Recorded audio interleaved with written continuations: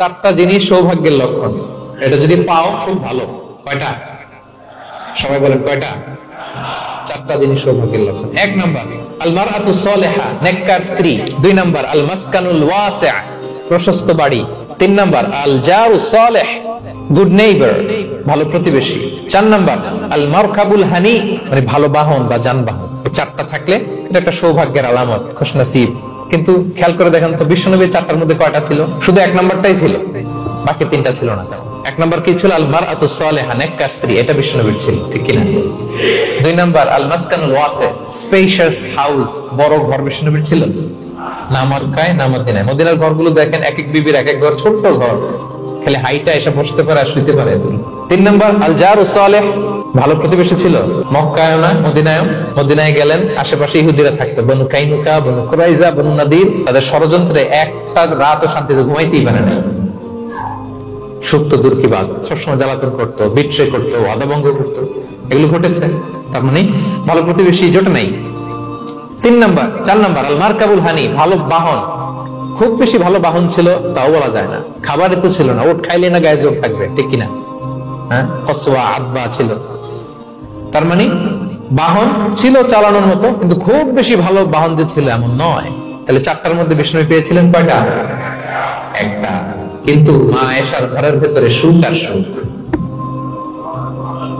কিছু নাই। একটা মশক পানি খাওয়ার, রুটি বেলার একটা জাজিম, এমন জাজিম, খেজুর পাতার চাটাই দিয়ে জাজিম। বিষ্ণুনবী সেখানে শুলে চাটাইয়ের দাগ পিঠের মধ্যে লেগে যেত। মাদুর বা চাটাই চিনেন আপনারা? বাংলাদেশে দেখেননি? ওই চাটাইয়ের মধ্যে বিষ্ণুনবী শুয়ে পড়লে, ঘুম থেকে উঠলে ওই চাটাইয়ের দাগ পিঠের মধ্যে বসে যেত।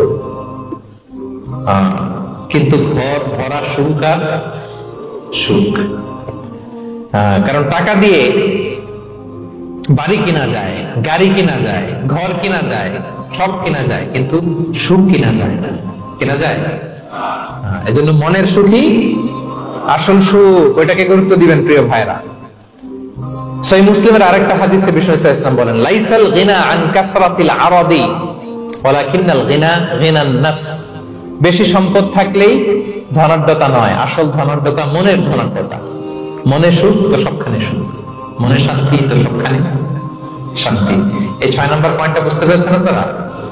6 নম্বর পয়েন্টটা কি? মনের সুখী। সবাই বলবেন মনের সুখী। 7 নম্বর হচ্ছে never be greedy, expect less. বেশি প্রত্যাশা করতে যাবেন না, লোভী হবেন না। লোভ আপনার সুখ কেড়ে নিবে। লোভী কখনো সুখী হয় না, লোভীর পকেট কখনো ভরে না, যতদিন এটা করবে না।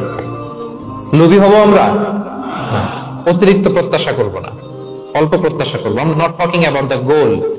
Goal should be bigger and higher and higher. But I'm talking about expectation. বেশি এক্সপেক্ট করা ভালো না। খুব প্রত্যাশা নিয়ে রাখছেন, কিছু পান নাই, দেখবেন যে কষ্ট লাগবে, ঠিক কিনা? আর কোনো এক্সপেকটেশন নাই, এরপরে যেটা পাবেন ওইটাই লাগবে। যেটা পাবেন ওইটাতেই ভাল লাগে, সুখ লাগে। এজন্য এক্সপেকটেশন যেন বড় না হয়, বেশি খাই খাই যেন না করি।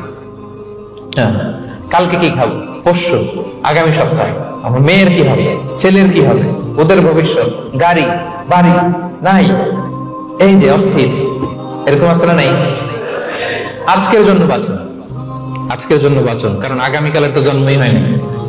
আগামীকালের জন্ম হয়েছে, এটা কি আজকে না আগামীকাল? আজকে তো আজকে হ্যাপি হন, আজকের জন্য বাঁচেন, আজকের জন্য প্ল্যান করেন। আগামীকালের তো জন্মই হয় নাই, কালকে সকালে সানরাইজের পরেই না আগামীকালের জন্ম গ্রহণ হবে, ঠিক কিনা বলেন? তাহলে প্রত্যাশা কমান, হ্যাপি হবেন আপনি।